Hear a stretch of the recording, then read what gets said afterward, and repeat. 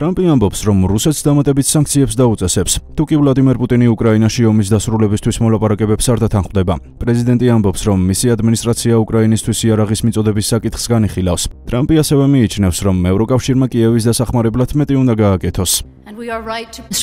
ბატონო პრეზიდენტო, ღვთის სახელით გთხოვთ შეიბრალოთ ის ხალხი, ვინც ახლა შეშინებულია. დემოკრატებისა თუ რესპუბლიკელების ოჯახებში არიან გეი, ლესბოსელი და ტრანსგენდერი ბავშვები, რომლებიც შიშობენ, რომ მათ სიცოცხლის საფრთხე ემუქრება. ასევე ის ხალხი, ვინც ჩვენს მოსავალს იღებს და შენობებს ასუფთავებს. მათ შეიძლება არ აქვთ დოკუმენტები, თუმცა მიგრანტების უმრავლესობა კრიმინალი არა. ეგრეთ წოდებული ეპისკოპოსი, რომელმაც ეროვნულ წირვაზე ისაუბრა, რადიკალი მემარცხენეა, რომელსაც ტრამპი სძულს. მან ძალიან უღირსად შემოიტანა მსოფლიო პოლიტიკა თავის ეკლესიაში.